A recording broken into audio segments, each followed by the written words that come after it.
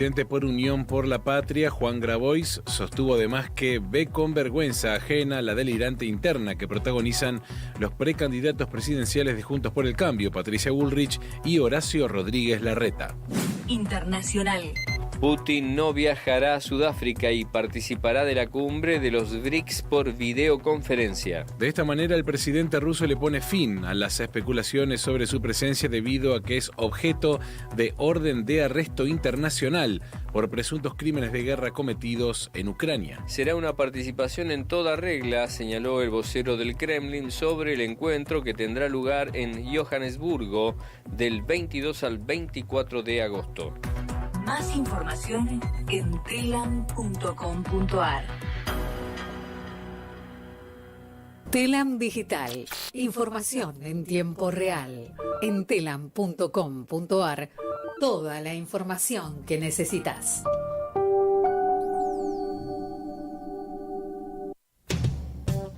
Radiocaput.com. Estás conectado. Estás en Caput.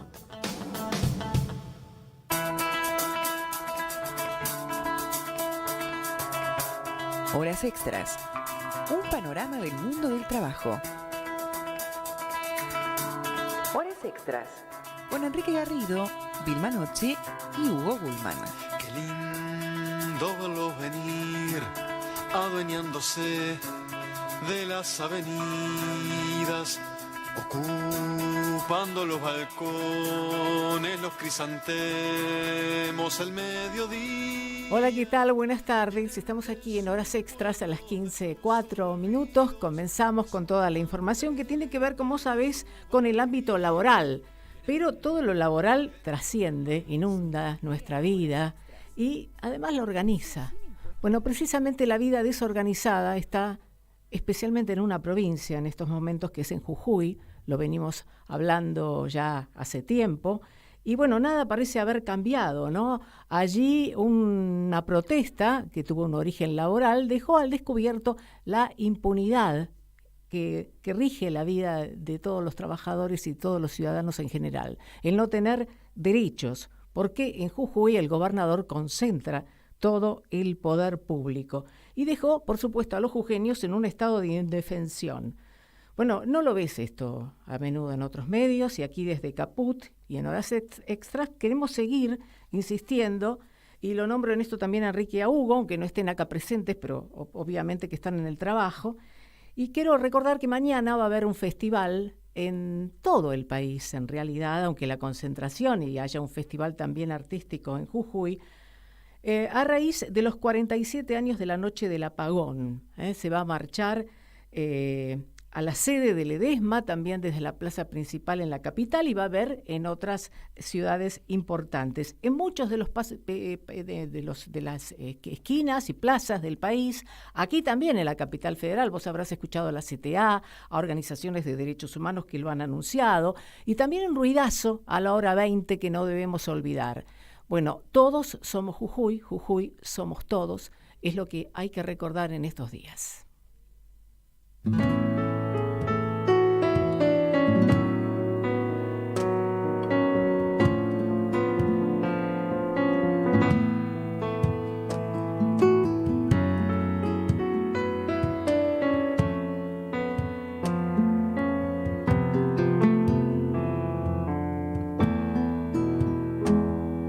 Detrás de una mujer hay un pueblo, detrás de un pueblo hay una identidad. En sus entrañas gesta el futuro, nos queda defender a lo más puro, resistiendo hace más de 5 siglos los ataques del colonizador, poniendo como escudo sus sentidos, su fuerza, su latido y su valor. Viven Wichiyamanas y guaraníes libres, monas, mapuches y calchaquíes. Vuelven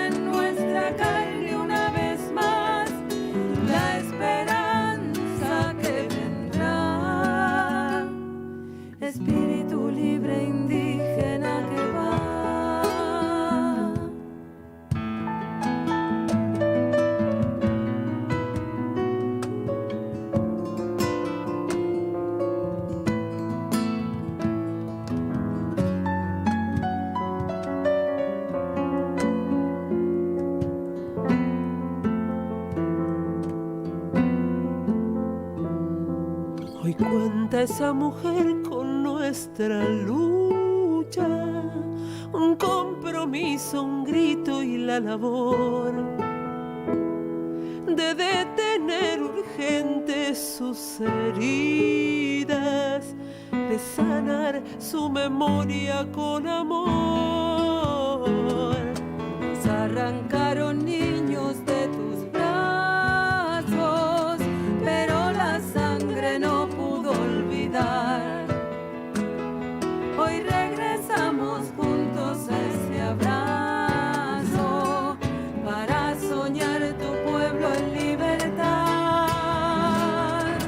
Viven huichillamanas y guaraníes libres, con las mapuches y calchaquíes. Vuelven tobas, matacos, come chingones, luchan huarpes, tiaguitas, sanavirones. Surca madre tierra en nuestra carne una vez más la esperanza que vendrá. Estamos escuchando a Adriana Uberman con Mujer Originaria. Y bueno, vamos a presentar en estos momentos, hablábamos de Jujuy al comienzo, y vamos a presentar a Luis Paz, es uno de los abogados de Milagro Sala, y bueno, queremos saber, por supuesto, cómo está ella en esta situación. Muy buenas tardes desde aquí, desde Radio Caput, Horas Extras, Paz. ¿Cómo le va? Hola Vilma, ¿cómo estás? Muy buenas tardes y muchísimas gracias por esta invitación. Bueno, en principio queremos saber cómo está ella, digo, en estos momentos. Supimos en los últimos días, ¿no?, que en medio de toda la violencia y toda la represión había nuevos allanamientos a su vivienda, además en un momento tan complicado con la salud de su marido, ¿no?, de su compañero. Bueno, ¿cómo está ella en estos momentos y si hay alguna novedad? Bueno, la verdad que enmarcar la situación de Milagro como presa política del gobierno de Gerardo Morales es harto conocido. Milagro hace 7 años y medio que está presa y en este último tiempo con problemas de salud muy graves ella personalmente a partir de una trombosis venosa profunda que le ocurrió y en el medio la situación el fallecimiento del hijo en enero de este año. Y ahora la grave situación de salud que está atravesando Raúl, una situación terminal de vida, ¿no?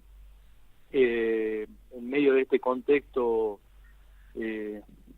digamos, feo para cualquier persona y en particular para Milagro, Morales intenta a través de la utilización del Poder Judicial de Jujuy como una de las herramientas que tiene de persecución contra Milagro, particularmente, desviar la atención de lo que ocurre en la provincia de Jujuy, ¿no? Ciertamente, Milagro, como fue caracterizada por Morales al principio de su mandato, de su gobierno, como prácticamente un personaje siniestro, un monstruo al que habría que destruir. Eso ha dejado de vender en la provincia de Jujuy, ha dejado de vender a nivel nacional y gran parte de la ciudadanía a nivel nacional y todo en Jujuy, con la gran mayoría en Jujuy, sabemos que la utilización de Milagro y la Tupac Amaru con fines electoralistas ya no venden, ya nadie lo compra, ya no puede tapar, digamos, con la figura de Milagro o de la Tupac Amaru las verdaderas intenciones que tuvo Morales desde el inicio de su gobierno, ¿no? Y que hoy lo vemos cristalizado a través de la permanente actividad represiva, la utilización del Estado a través de la suma del poder público, porque la sumisión del poder legislativo y la sumisión del poder judicial en cabeza de Gerardo Morales hoy ya ha cobrado una magnitud sumamente preocupante, porque no hay oposición en la provincia de Jujuy. El Partido Justicialista, que estaba llamado a ser los opositores, han sido socios no solamente en los negocios legales e ilegales que lleva adelante el gobierno de Jujuy, sino también en los hechos represivos. Nosotros le hemos escuchado. Lejos de ponerse al lado de los trabajadores, lejos Claro. de ponerse al lado de los docentes, no dijo absolutamente nada de la represión, no dijo nada de los ciudadanos jujeños que han perdido el ojo luego de los hechos represivos. Pero bueno, eso, hoy Jujuy vive una situación sumamente caótica a nivel institucional, y el principal responsable de esta situación se llama Gerardo Morales.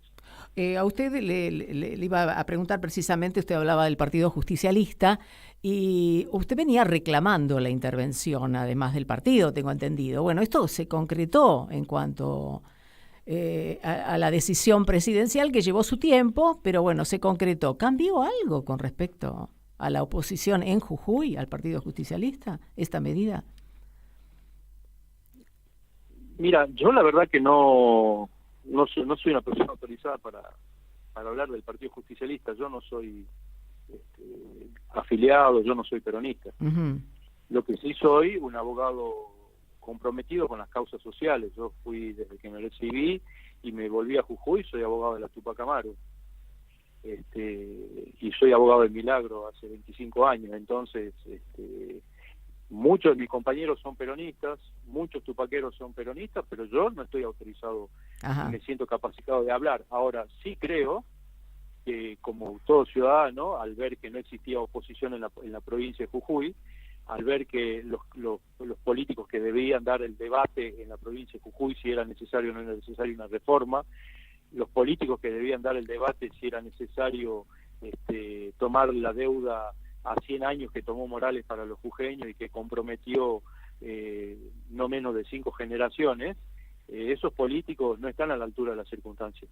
Es decir, ojalá que la intervención del Partido Justicialista en manos de 2 conocidos dirigentes políticos a nivel nacional traiga primero el sosiego que necesitamos para poder terminar con esta situación, que no se va a terminar si esa intervención federal al Partido Justicialista no se pone a trabajar al lado del pueblo.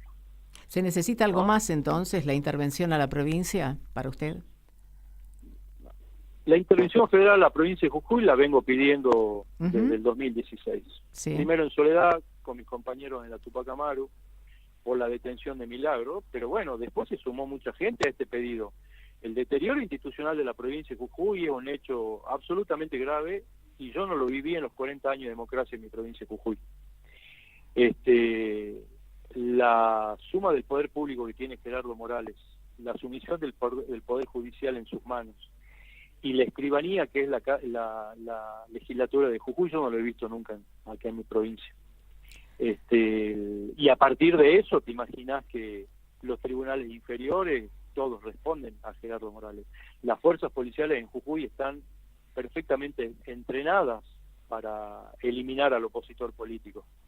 El espionaje ilegal en la provincia de Jujuy está a la orden del día. Hace no menos de 15 o 20 días atrás atacaron a una conocida actriz y bailarina en la provincia de Jujuy, grupos de tarea que se le metieron en la madrugada a la casa, abusaron de ella, la golpearon, la dejaron maniatada. Intenté a las horas de haberme enterado de este hecho y haberme encontrado con sus compañeros de trabajo, sus compañeros de militancia a través del Instituto Nacional del Teatro, pude presentar a favor de Camila Müller, de ella estoy hablando, sí, un habeas corpus, que demoró 7 días el Poder Judicial de Jujuy en responderme. Un habeas corpus, cuando por Constitución nacional y provincial se debería haber resuelto en menos de 24 horas, y a partir del horrible hecho que sufrió esta mujer. Y solo por participar, sí, en una solo marcha. Por participar en protestas. Uh-huh. Pero ¿por qué hago referencia a Camila? Sí. Porque Camila fue seguida y espiada 2 días antes. Conocían sus movimientos, conocían sus amigos, conocían los horarios, ¿no?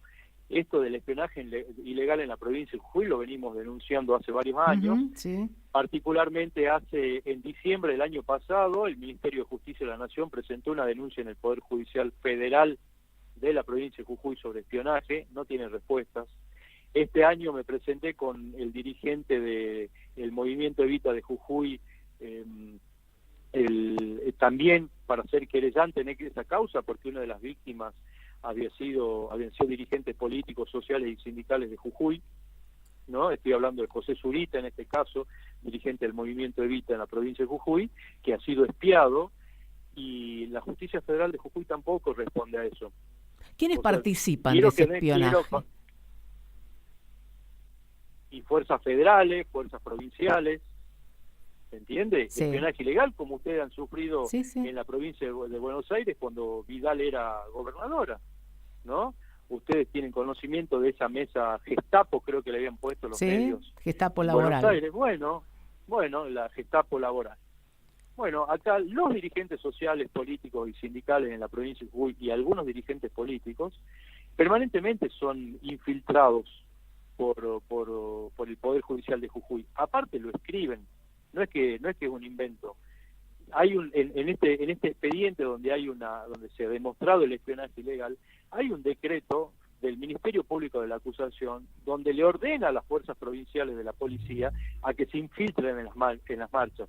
Lo escriben, no es que al doctor Paz se le ocurre, lo escriben en decretos que forman parte de expedientes judiciales, le ordenan la infiltración en movimientos sociales, políticos, sindicales, partidos políticos.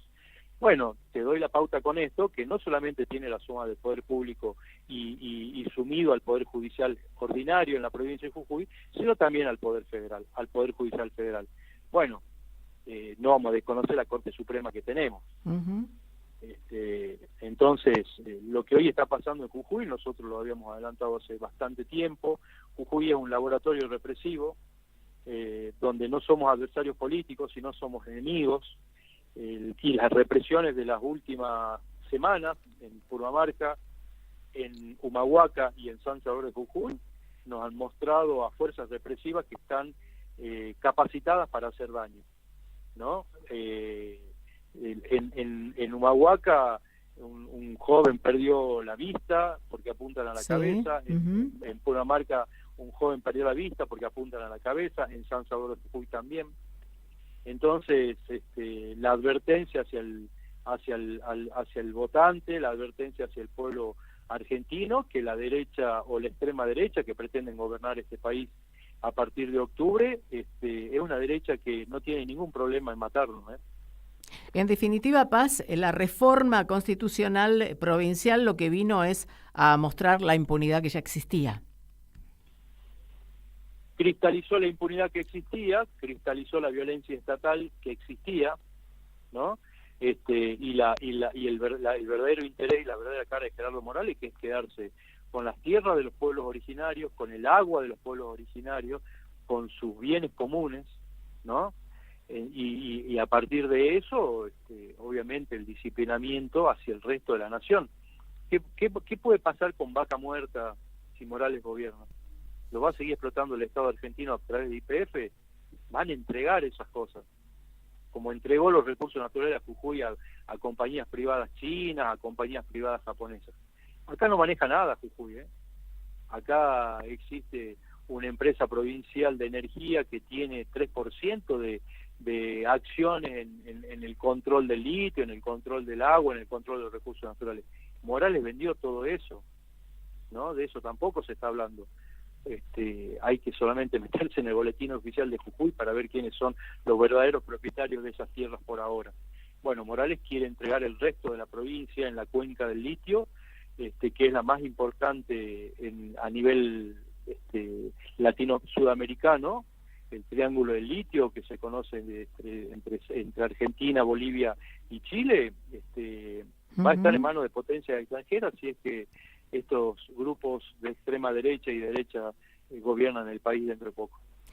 Paz, volviendo a la situación de Milagro, ¿qué pasó luego de ese allanamiento, de los elementos que se habían secuestrado? ¿Se ha devuelto algo? ¿Qué sucedió? Están devolviendo los celulares porque, como te digo, fue una pantomima. Claro.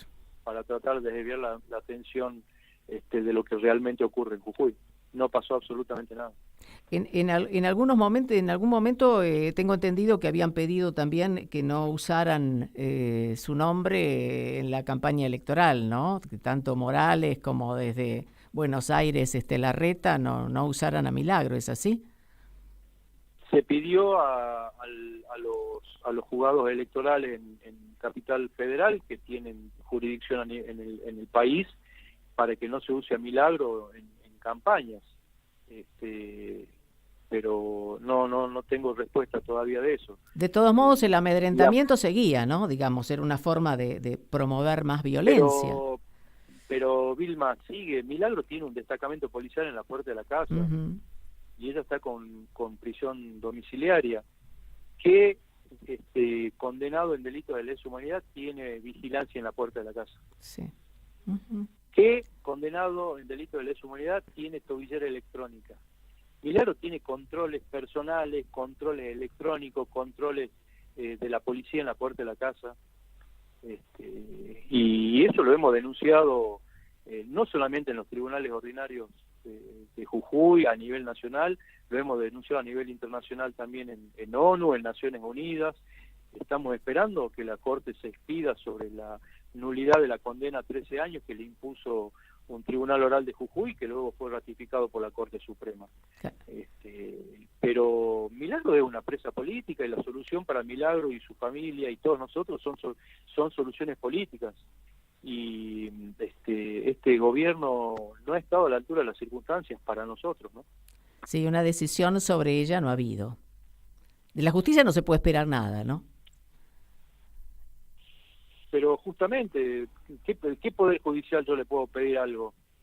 No te digo que intenté presentar un habeas corpus a favor de una mina que ha sido, de una señora, una mujer que ha sido vejada, torturada, maniatada, la tabicaron, estuvo más de 2 horas secuestrada, y la dejaron tirada desnuda en su casa, y el Poder Judicial de Jujuy me respondió un habeas corpus 7 días después. Sí, ella de la justicia no esperamos nada, ¿no? Y el indulto es un momento electoral que parece que tampoco se va a tener en cuenta. Ya desde el ámbito presidencial se dijo que no, pero tampoco en estos momentos, ¿no? Con esta situación. No está en su naturaleza. Y estamos en campaña. Hay pocos, hay poco. Nosotros hemos firmado un contrato electoral con lo que se llamaba el Frente de Todos hace 4 años, y ese contrato electoral no se cumplió. Ahora tenemos expectativas nuevamente. Nosotros seguimos teniendo compañeros y compañeras presas. Claro. Hay presos políticos a lo largo y a lo ancho de la República Argentina, no solamente Milagro. Milagro es el emblema porque fue la primera presa política. Ahora, como te dije recién, en Buenos Aires armaron mesas sindicales para perseguir dirigentes, obreros, trabajadores, y en Buenos Aires hay presos políticos, ¿no? En Neuquén están las mapuches, son presos políticos. No me jodan, digamos, no es solamente Jujuy. Paz, le agradecemos mucho esta conversación, y por supuesto vamos a seguir al tanto de todo lo que sucede, y bueno, ante cualquier cosa los micrófonos aquí de Horas Extras están a disposición. Yo te pido, primero te doy las gracias por el espacio, pero te pido prestar atención a lo que está pasando en Jujuy. Se vienen horas muy, muy complicadas. Mañana vamos a marchar de Calilegua a recordar a los 47 años por la noche del apagón. 47 años de la noche del apagón. Se cumple un mes de la represión en San Salvador de Jujuy, ese hecho represivo donde el gobernador de Jujuy le prometió a los jujeños 150 detenciones con penas que van de hasta 25 años, digamos, ¿no? Entonces, Jujuy está transitando una época muy, muy oscura, y el responsable se llama Gerardo Morales. Muy bien, muchas gracias, Paz. Seguimos en contacto. Y toda nuestra solidaridad. Muchísimas gracias. Luis Paz, uno de los abogados de Milagro Sala.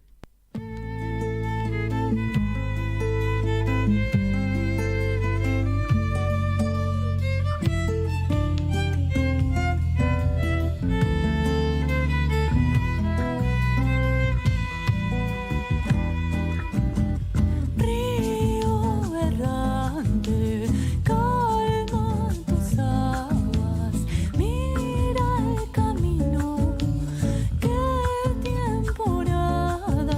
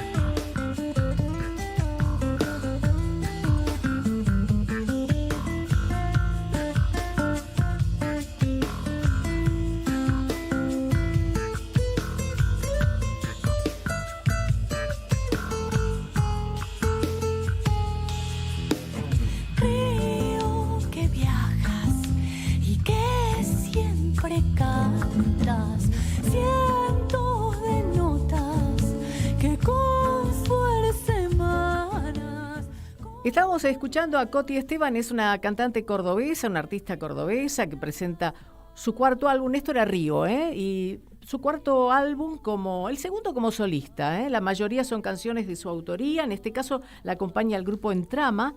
Y el 19 de agosto a las 21 será la presentación oficial en esta ciudad de Buenos Aires, en el Espacio Tucumán. No se olviden, allí Espacio Tucumán en Suipacha 140. Se pueden adquirir las entradas antes. Entonces, Coti Esteban, la cantante cordobesa. Desde allá.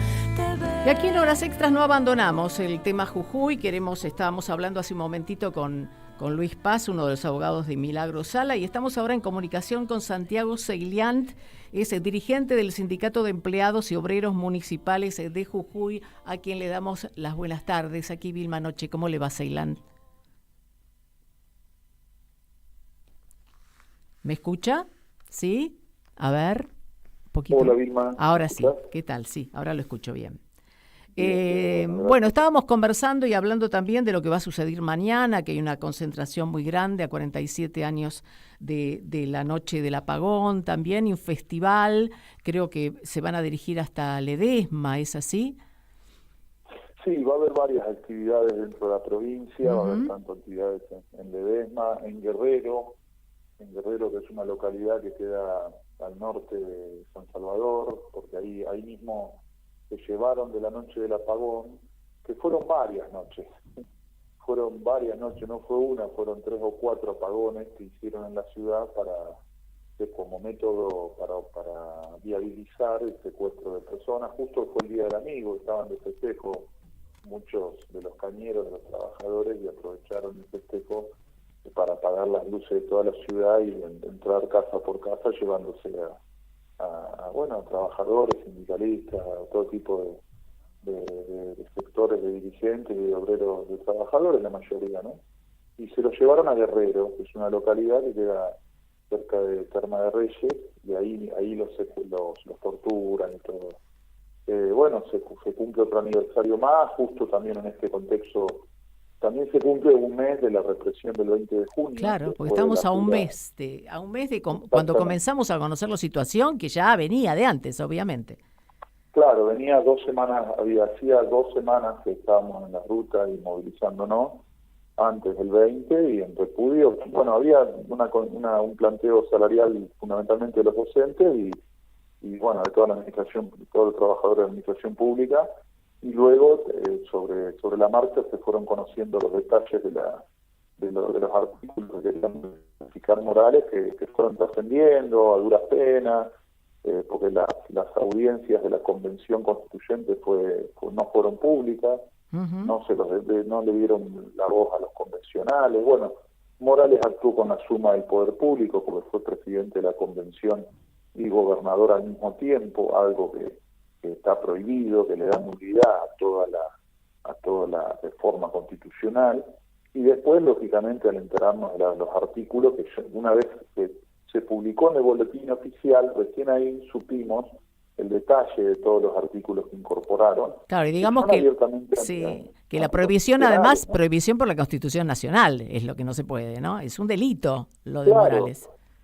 Exactamente, pero el tema es, hasta que no haya una declaración de nulidad de la Corte Suprema o de la Corte Interamericana, es ley vigente en Jujuy. Incluso al ministro de Seguridad le preguntaban cómo es que están haciendo operativos con camionetas de empresas, y él dijo, sí podemos, porque tenemos el deber, o sea, podemos acudir a cualquier recurso en caso de que esté de sedición y de que esté vulnerado el orden constitucional vigente, que es la reforma constitucional. O sea, el tipo blanqueó que la represión parapolicial está habilitada en Jujuy. La semana pasada metieron preso, que todavía tiene prisión domiciliaria, metieron preso un abogado por instigación a la violencia colectiva, instigación al motín, Alberto Naliar, a la sedición. Claro, y él estuvo hablando públicamente de que había que desconocer esta Constitución, lo cual nosotros lógicamente compartimos.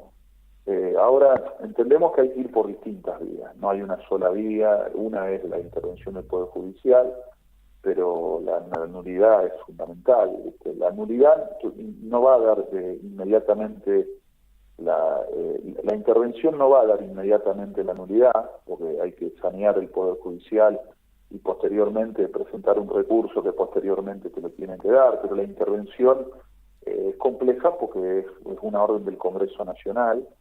En caso de receso o de conmoción interna la puede plantear el presidente, pero bueno, son todas las vías hay que acudir. Y sí, hay muchas vías y mucha discusión en esto, pero lo que vemos es un poco de inacción, ¿verdad? No, por suerte, bueno, sí, hay inacción quizás de la Corte o del Poder Ejecutivo por un lado, pero bueno, se mueven las cosas en la medida en que la sociedad jujeña se mantenga en las calles, eso es fundamental. Y la sociedad jujeña no quiere retroceder, estamos de acuerdo. No, está activa, e incluso hay que ser claros, esto desbordó a todas las estructuras sindicales y organizacionales, ¿no? No hay una organización social o un sindicato que pueda decir nosotros conducimos el conflicto de Jujuy, sino que la sociedad entera salió y sale y sigue saliendo, están en los cortes de ruta hace un mes, o sea, con un activismo enorme, y el poder no los puede domesticar, el poder jujeño, más allá de las amenazas, de las intimidaciones del gobernador, de la Fiscalía de Estado. Pero acá hay algo muy importante. Dentro hay dos temas fundamentales. Como hay algo gravísimo que es el tema represivo, que ha tomado dimensiones enormes, pero mucho más grave es que esto no es algo espontáneo, sí, solo represivo. La locomotora es lo represivo, sí, pero los vagones que trae detrás esta reforma, fundamentalmente, y el conflicto en Jujuy, es la intención de hacer un cambio en el orden del sistema democrático en Argentina. O sea, lo que está pretendiendo Morales, y el proyecto de reforma se lo hizo Gil Lavedra, del Colegio de Abogados de Buenos Aires, y estuvieron dos cortesanos de la Corte Suprema, Rosencrantz y Lorenzetti, estuvieron en Jujuy, previo a la jura. Lo que plantean es un planteo secesionista, porque hoy Jujuy tiene la posibilidad de impedir o poner fuerzas provinciales, fuerzas de seguridad, en contra de una intervención federal. Y lo que están haciendo con varios, vos ves el articulado en general, es tan abiertamente anticonstitucional que vulnera abiertamente artículos como el 41, bueno, el tema de la intervención federal, el tema del dominio originario de los recursos naturales, no solo es el dominio, sino la jurisdicción, o sea que las leyes de protección ambiental en Jujuy están invalidadas por la nueva reforma. O sea que hay artículos de la Constitución Nacional que hoy en Jujuy no valen. Y eso uno puede decir, sí, es anticonstitucional, pero se están aplicando. Y el tema es que lo que nosotros vemos es que quieren cambiar el sistema el sistema democrático como lo entendemos hasta ahora. El sistema de la división de poderes, el sistema, hoy Jujuy no tiene división de poderes, pero es un esquema de hiperconcentración de poder en el Ejecutivo, y el Judicial y el Legislativo actuando subordinadamente. Ese es un modelo que quieren implementar. Y lo otro es que cada provincia, o sea, en este caso Jujuy, pero es un laboratorio Jujuy. ¿Y por qué Jujuy? ¿Por qué se elige Jujuy? Usted hablaba de las fuerzas también. ¿Por qué se elige Jujuy? ¿Por qué se ha elegido Jujuy muchas veces para laboratorio? Porque no es la primera vez. Pero Jujuy, ¿por qué se elige? Primero, porque es una provincia periférica, queda lejos de los centros de poder de Buenos Aires, Córdoba, Rosario. Segundo, porque tiene una baja densidad demográfica, pero tiene una gran participación social dentro de lo político. O sea, hay más participación. En Jujuy tiene 600.000 habitantes. Bueno, un gran porcentaje de la sociedad, y yo te diría, es una de las sociedades dentro de las provincias, uno se compara a otras provincias, con más participación política. O sea, porque hay activismo político dentro de los centros vecinales, dentro de las disputas por las presidencias de un club de fútbol, tanto a nivel municipal como regional. Hay activismo en los sindicatos, organizaciones sociales, partidos políticos, pero muchísimo activismo. Una forma de disciplinamiento, lo que nos está diciendo, a estas situaciones. Sirve como ensayo. ¿Por qué sirve como ensayo? Porque lo que pueda, porque tenés una gran complejidad política, a pesar de la baja demografía, con 600.000 habitantes es un 2% del padrón nacional, Pero eso, si sale en Jujuy, bueno, después lo implementan en La Matanza, en el conurbano, en el Gran Rosario. O sea, es como un ensayo. Ahora, lo que a nosotros nos preocupa, además de la avanzada represiva, que es terrible, es que pretendan, porque ojo con este dato, Morales tiene mucha afinidad, muchos contactos con la sección de Bolivia, de Santa Cruz de la Sierra, la media luna cruceña, que está Camacho y los Braninkovic, o sea, son los yugoslavos que vinieron, son todas las familias que manejan el poder, una gran parte del poder en Santa Cruz de la Sierra, detrás del ex gobernador que está preso ahora por intento de golpe de Estado. Acordémonos que Morales colabora con el golpe de Estado en Bolivia. Colabora a través de Camacho, de los cruceños y de los yugoslavos que han venido después de la guerra de los Balcanes, varias familias, cientos de familias yugoslavas, mercenarios de guerra, vinieron a Bolivia. Bueno, ellos plantearon la secesión, la partición de Bolivia. Y eso, o casualidad, Morales está incorporando en la nueva constitución una especie de, abre la puerta a la secesión, porque dice, si hay un interventor va a tener determinadas atribuciones, no las que el Congreso le dé, sino las que esta constitución le dé, y puede ser penado el interventor si comete determinadas infracciones. Eso uno dice de primera, eso no es aplicable porque la Constitución Nacional dice que el interventor tiene plenas facultades y se la da al Congreso. Bueno, sí, la Constitución Nacional dice un montón de cosas, pero la están vulnerando en Jujuy y en varios artículos. Ahora, eso, lo de la intervención, no se está hablando, pero es grave, es gravísimo. Porque básicamente lo que están planteando es eso, es que tengamos una crisis institucional en el sistema democrático, en el federalismo, en cómo entendemos el poder y la división, digamos, cómo entendemos la república y cómo entendemos la división de poder en el país. Eso está empezando a estar en juego, ¿no? No es un tema menor, a pesar de que esté en una provincia alejada, estemos en una provincia alejada, pero esto, ojo, que no vaya a ser que los gobernadores que sean de Juntos por el Cambio en el próximo mandato empiecen a decir que queremos reformar la Constitución provincial y el modelo sea Jujuy. Ojo con eso, porque abre la posibilidad. Sí, no, le iba a preguntar si ustedes en los últimos tiempos, si tienen todavía dirigentes de su gremio que estén detenidos. Hubo una primer gran detención en los 90 que detuvieron una primera etapa, todos liberados. La de la segunda etapa, que fue el miércoles de la semana pasada, mandaron 20 órdenes de detención y allanamiento, quedaron 9, y la tercera etapa, que también mandaron 20 órdenes de detención y allanamiento, están todos liberados. Quedaron de 7 o 9 trabajadores y comuneros de Humahuaca. Entre ellos hay 2 municipales, que son compañeros de base, estos siguen detenidos. Nosotros este jueves, también vamos a pedir la liberación de ellos y movilizamos por eso. Pero el proceso está abierto, es un tema, nosotros vamos a seguir activando la multisectorial contra la reforma, donde estamos, pueblos originarios, sindicatos, organizaciones sociales, gauchos, centros vecinales, hay un montón de sectores. Vamos a seguir peleándola porque entendemos que no tiene que arraigarse, no tiene que madurar eso y tenemos que lograr que se anule la reforma, pero realmente nos preocupa que algunas temas no se están viendo del proceso de Jujuy, y es un proyecto a nivel nacional, no es solo para Jujuy. Sí, lo tenemos claro, Ceylan, lo tenemos claro. Usted sabe que desde aquí, hay muchos medios que no hablan de esto, que está tapada, que la campaña muchas veces y la pelea electoral parece que tapara una situación tan grave como esta, pero somos muchos los que tenemos claro esto, y por eso quiero que reciban toda nuestra solidaridad desde aquí, desde Radio Caput, y que no vamos a dejar este tema en absoluto y que seguimos adelante porque sabemos precisamente que, ese miedo con el que se vive Jujuy de una situación tan extrema, y mañana lo van a demostrar en esta marcha, no queremos vivir nuevamente una situación así, nadie quiere vivir esto, lo que se ha vivido en dictadura, y Morales es una dictadura, ¿no? Sí. Y hay un tema, no es menor, porque hay intimidaciones públicas. Por ejemplo, las órdenes de detención con todos los procesos, todos los allanamientos, le hicieron público, los expedientes. Claro. Entonces, figuraba en las casas de los compañeros, todo. Lo que intentan también es generar miedo. Nosotros hablamos de graves violaciones a los derechos humanos, pero tratamos de decirle también a la sociedad que hay que resistir. Tenemos el derecho a la resistencia.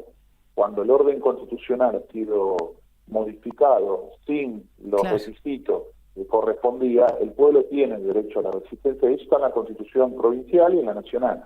Ahora, lo importante es porque parte de uno de los objetivos de Morales y compañía es que los propios comunicadores y dirigentes seamos multiplicadores o propagadores del miedo a través de las acciones que él hace. Claro. Y ahí nosotros somos muy cuidadosos. Primero sí hay que denunciar todos los hechos, pero también reafirmar la decisión de que está firme y hay que seguir, hay que continuar. También ellos sabemos que están débiles, sabemos que están desesperados porque este proceso, esta crisis se termine lo más pronto posible, este conflicto, y bueno, se va a terminar en cuanto se anule la Constitución, modifique, realmente sanee la justicia. No hay otra, que se anule esa reforma. Exactamente. Zailián, muchas gracias por esta comunicación con Horas Extras. A vos, a todo tu equipo y a disposición siempre. ¿Cómo no? Santiago Zailián es dirigente del Sindicato de Empleados y Obreros Municipales de la provincia de Jujuy.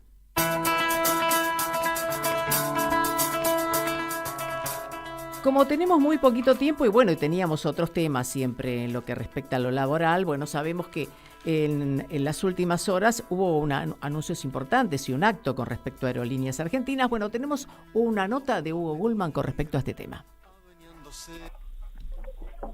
La vicepresidenta Cristina Fernández de Kirchner y el ministro de Economía y precandidato presidencial por Unión por la Patria, Sergio Massa, el lunes estuvieron en Ezeiza, celebrando por un lado el 15 aniversario de la recuperación de la empresa estatal Aerolíneas Argentinas y además presentando un nuevo simulador. Varios había perdido la empresa cuando fue privatizada. Es interesante porque Cristina planteó algunas cuestiones fundamentales de la Argentina que son bastante ignoradas, ¿no?, por los que definen de alguna manera o dominan el país. Y Aerolíneas es un caso muy particular, porque uno podría pensar en diferentes cuestiones, como el apoyo que dio Aerolíneas, por ejemplo, durante la guerra de Malvinas, o cuando hubo cenizas que hicieron erupción en el sur y solamente los aviones con los pilotos de la línea lograban sobrevolar o dar vuelta muy grande, cruzando inclusive por Chile, para no dejar el país dividido en dos, y ni que hablar lo que fue en el transcurso de la pandemia.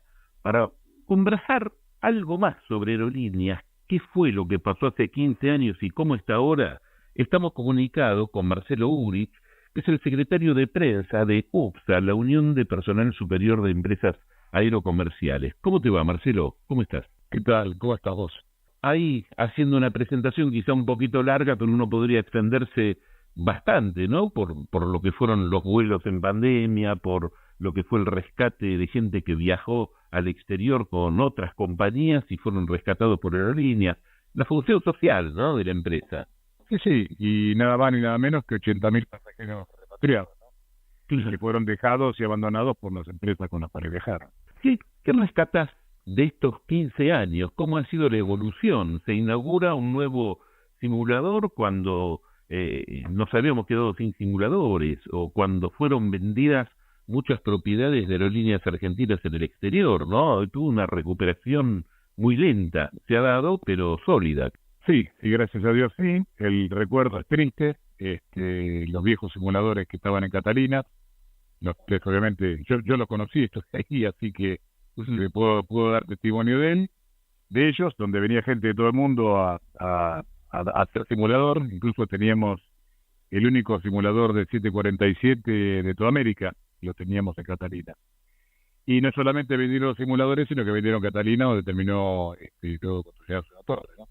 Así que la impronta que tuvieron los españoles fue vender y hacerse del cash flow. Todo lo que era vendible lo vendieron todo. Vendieron la sucursal histórica de Roma, la de Nueva York, la de Bogotá y todas otras tantas que había en el exterior, la vendieron y se chorearon la guita. Así clarito, ¿no? ¿Quién le puede decir al dueño que no ponga los huevos en una canasta o en la otra?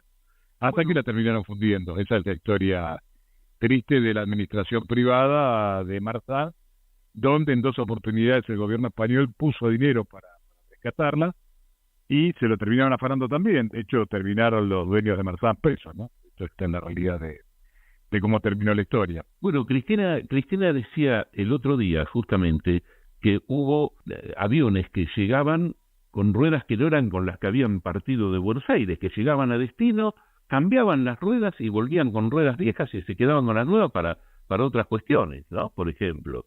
Inclusive me tocó verlo eso, me tocó vivirlo. Sí. En una ocasión que fui a Madrid, el avión se dejó sin novedad y al rato vimos que lo estaba llevando a Angares y la pregunta fue ¿para qué lo llevaban? Porque el avión salía al día siguiente a la mañana y la respuesta fue al llegar a Angares a ver qué estaba pasando, el avión se ha calzado los criques para sacarle las ruedas, le cambiaron las ruedas, 16 ruedas, imagínate. Y esto era lo que se hacía permanentemente, ¿no? Y la gente de mantenimiento descubría que de pronto fallaba algún sistema hidráulico del avión y cuando iban a ver el repuesto, el número de serie no coincidía con el número de serie que tenía asentado el libro técnico de esa aeronave. Ustedes como trabajadores de la empresa, ¿tenían la posibilidad de reclamar algo en ese sentido o tenían que cerrar la boca? Mira, yo por abrir la boca casi me rajaron, esta es la realidad. Y todas las denuncias que hacíamos caían en saco rato porque los entes reguladores nacionales no hacían absolutamente nada. Y bueno, la gran pelea, la solidaridad de la gente también fue muy llamativa en aquel momento porque la gente quería Aerolíneas Argentinas. Sí, pensá que estábamos muy cerquita de lo que fue la gesta de Malvinas, donde la aerolínea bandera se ocupó del traslado de los soldados, el llevar pertrechos, el hacer vuelos realmente riesgosos, dentro de lo que era Teatro de Operaciones del Atlántico en aquel momento. Sí. Y había un amor a la patria y una serie de cosas que lamentablemente se han ido perdiendo con el tiempo, ¿no? Hoy hablar de patria es medio raro, no fue inculcado y lamentablemente cuando ves que en todo el mundo el tema patriótico, en especial cuando mirás hacia Estados Unidos, ¿no? Que ellos son fanáticos de su bandera y de la patria, esto acá no está pasando y es lamentable. Ahora, una forma de amor a la patria también es pensar la interconexión entre ciudades y es muy notable la cantidad de ciudades a las que llega Aerolíneas Argentinas que ningún competidor llega dentro del país, pienso, ¿no? Sí, dentro de los 39 destinos que tiene Aerolíneas, que solamente vuela Aerolíneas y el resto de las aerolíneas que vuelan en el país, de hecho tienen las rutas habilitadas y obviamente no las vuelan porque no les conviene. Uh-huh. Te vuelan los destinos rentables, te vuelan los destinos turísticos, Bariloche, Córdoba, Mendoza y el resto de las provincias que no tienen una muy alta densidad, no la vuela nadie, pero como digo, nosotros hacemos patria porque estamos manteniendo la interconexión y todo el país conectado y se están logrando cosas importantes. Por ejemplo, Catamarca, que es un destino que no vuela solamente Aerolíneas, ha recibido 20.000 turistas, un número impensado. De hecho, ya se está trabajando Catamarca para aumentar la disponibilidad hotelera, o sea, que se van a construir hoteles. Bueno, eso es lo que se logra con la conectividad. Por ejemplo, en los fines de semana largos o el previaje, o todo lo que se ha hecho para restablecer la economía turística después de la pandemia, el hecho de volar a destinos que no lo vuele otro, hace que también esa bonanza le llegue a esas provincias. Antes de decirle al gobernador que lo vas a dejar sin vuelo porque no resulta atractiva la provincia, como le dijo un funcionario de una línea aérea amarilla, bueno, primero inviertan en generar turismo y en generar atractivos y después le ponemos un vuelo. Cuando normalmente es al revés, se genera un aeropuerto, se genera un destino y empieza a crecer porque vas a necesitar taxis, vas a necesitar donde duerma la gente, restaurante y ahí. Recientemente se inauguró una nueva ruta, que es la ruta Reconquista en el norte de la provincia de Santa Fe, y uno dice, bueno, pero ¿y será Reconquista un buen lugar? Y obviamente estas son cuestiones que están más que estudiadas para que llegue y se negocie un nuevo destino, obviamente porque se sabe que va a generar una cantidad de puestos de trabajo y una actividad comercial para el país. Sí, hace crecer los destinos. Por ejemplo, el último destino es Colarco en Mendoza. Bueno, nadie sabe dónde queda Colarco, voy a preguntar a alguien dónde queda Colarco, y te digo que es un destino en Mendoza. Se está volando y se está volando muy bien, hay muchos pasajeros y la gente no lo puede creer porque no tiene que trasladarse hasta el destino capital para poder tomar un avión. Bueno, esto tiene que ver con la conectividad y con el crecimiento. Claro. Ahora, me gustaría a mí mencionarte algo, ¿no? Vos hablaste de lo que pasó en su momento y qué sé yo. Hay un número que es importante, que si tomamos el año 2008, Aerolíneas tenía 44 aeronaves de las cuales no volaba, que fue cuando se estatizó la compañía. Hoy, después de 15 años, hay 80 y hay 4 más que están por venir, más los cargueros, que es un tema fundamental para colocar nuestros productos en el exterior. Sí, que están dando muy, muy bien. Sí, Tan bien que incluso Chile está exportando el salmón con los cargueros nuestros desde la Patagonia, así que imagínate lo bien que está funcionando esto, ¿no? Y sobre 5 millones de pasajeros que se transportaban en el 2008, apuntamos en el 2023 a que haya 13 millones y medio de pasajeros. Bueno, así que estos números rebaten cualquier retórica que escuchamos por ahí de algún iluminado que de aviación no sabe nada, como los otros días. Ayer creo, antes de ayer, que uno de los candidatos del PRO dijo que la gente que compraba la leche pagaba el pasaje a Roma. Bueno, pobrecito, ¿no? Que vaya a estudiar porque Roma dejó 12 millones de dólares de ganancia en los últimos 6 meses. En todo caso, ese dinero se usa para que se vuelva un destino que probablemente no sea rentable y es una provincia que está comunicada con el resto del país. Bueno, hay cuestiones que obviamente lo único que indican es la mala fe, ¿no? Porque saben de números.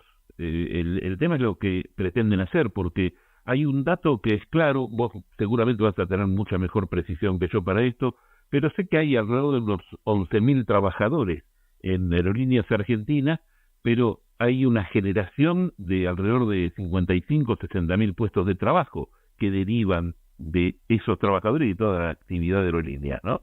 Uno empieza a pensar en hoteles, en los lugares más pequeños, las ciudades más chicas, en hoteles, restaurantes, taxis, changadores, en fin, de todo, ¿no?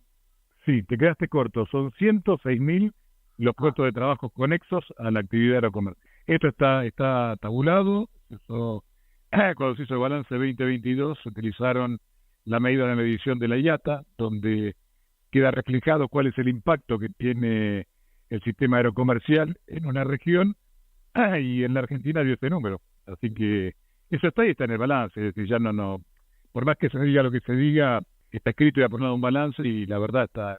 Y bueno, con respecto a lo que se hizo ayer, que fue, y con mucho orgullo lo digo, la inauguración de un nuevo simulador de vuelo para el 737 MAX, que es el primero en América Latina que hay. Esto no es más ni menos que generar 7.5 millones de dólares de ahorro que va a tener en capacitación de pilotos. Y a su vez esto va a generar dinero también porque se va, en el tiempo vacante que quiere que no estén usando nuestros pilotos, se va a vender la hora de simulador. Que en el 2022 dejó 1 millón, si no me acuerdo mal de lo que leí en el balance, $1.100.000, un poco más de $1.100.000 de ganancia a las horas de simulador que se vendieron afuera. Es decir, las empresas de Uruguay, de Chile, de otros países, o a las compañías de acá, a las compañías más chicas. No, están viniendo de todos lados. De Bogotá, de Chile, de Brasil, de acá mismo también vienen a hacer, algunos recurren o a hacer horas de simulador. Para que te des una idea, cuando hablamos desde que los simuladores se inauguraron allá por el 2013, el dinero que ahorró la misma empresa en capacitación está en el orden de los 25 millones de dólares. Con la hora de simulador es lo más caro que hay, acá y en cualquier parte del mundo. Sí. Y aparte, bueno, los negocios. Hoy tenemos un Boeing 777-200 de American Airlines que está en el hangar 5 haciendo mantenimiento. Eso también es una fuente de ingreso de dinero. Y no olvidemos que tenemos el hangar más grande de Sudamérica. El hangar 5 es el hangar más grande de Sudamérica. En su momento se promocionó, esto se terminó en el año 2013, 2014, por ahí, y está funcionando y se le está dando servicio a aeronaves el que venga para hacer servicios se le da y se le cobra, obviamente. Eso es una fuente de ingreso de dólares para el país. Y eso no lo evalúa la oposición, no le interesa. Capaz que ni le interesa conocerlo el tema, ¿no? Hay que ver si lo conoce. Sí, lo conocen. En realidad la oposición lo que quiere hacer es algún negocio con algún amigo. No te olvides que estamos hablando de una empresa que factura más de 2.000 millones de dólares al año. Estamos hablando de un cash flow muy importante. Sí. Y los genios de la timba financiera, si no se la fugan, la ponen a algún lado a laburar y se quedan con los dividendos. Esto es así, quieren hacer negocio. Pasa por ahí el tema.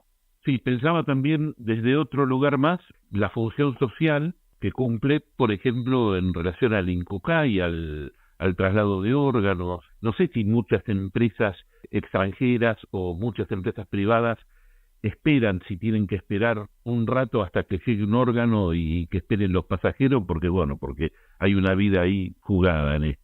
Mira, no sé qué hacen en otros lados, pero sí sé que se le da prioridad al tema del traslado de los órganos y la mayor parte de ellos se hace en los países que tienen línea de la bandera en ella, justamente por estos temas, ¿no?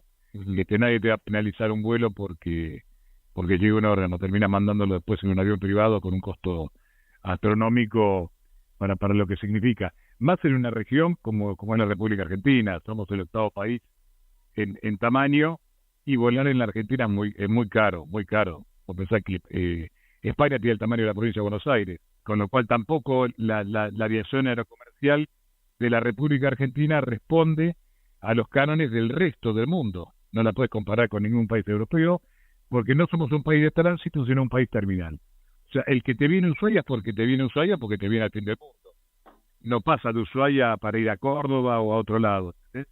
Es muy caro volar en la Argentina. Pero los costos de combustible y de horas y ciclo en los aviones hace que el mantenimiento también sea muy caro.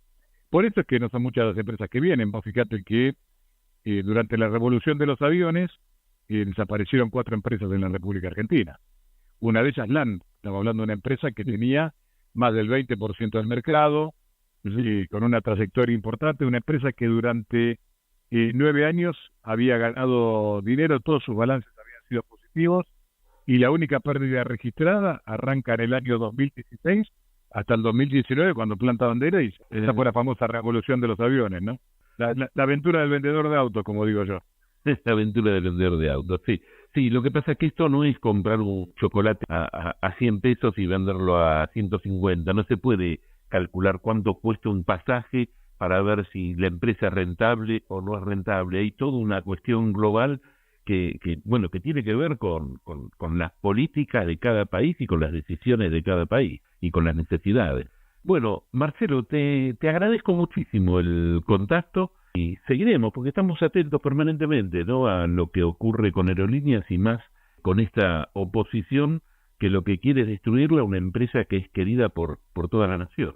Sí, aparte la Aerolíneas es una herramienta muy importante para el desarrollo y de acuerdo a la política que se implemente es más o menos importante. Y me remito a lo que pasó durante la pandemia, cuando volamos a Rusia, a China, y le pegamos 100 vueltas al mundo. Esto es una cosa que no se dice, que no la valoran, y cuando no había un solo carguero, porque para traer la vacuna necesitabas un avión, no había cargueros disponibles. Yo leí artículos donde había, ¿cómo van a gastar $300.000 en un vuelo si un carguero?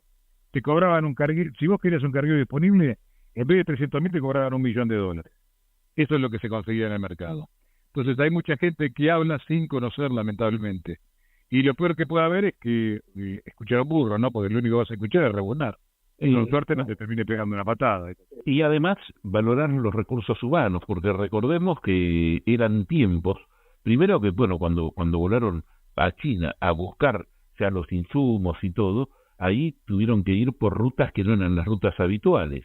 Y entre otras cosas, esas rutas tenían que ver con que estaban bloqueadas por algunos países que han llegado a interceptar vuelos tipo piratas, más o menos, ¿no?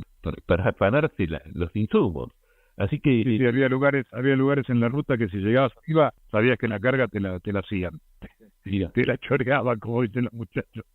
Pero lo importante de esto es que se hicieron, los vuelos fueron voluntarios, todos los tripulantes que volaron, tanto en la parte técnica, o sea, la cabina, los pilotos, como el resto de la tripulación, mecánicos que iban a bordo, despachantes, y áreas de soporte como la nuestra fueron todas voluntarias. Marcelo, muchísimas gracias por la nota.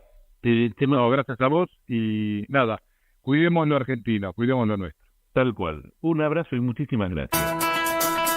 Bueno, era Marcelo Ulrich, el secretario general de la Unión del Personal Superior de Empresas de Aerocomerciales, y estaba en diálogo, por supuesto, con Hugo Gullman. A mí no me resta más que decir que hasta la próxima, hasta el miércoles próximo a las 15.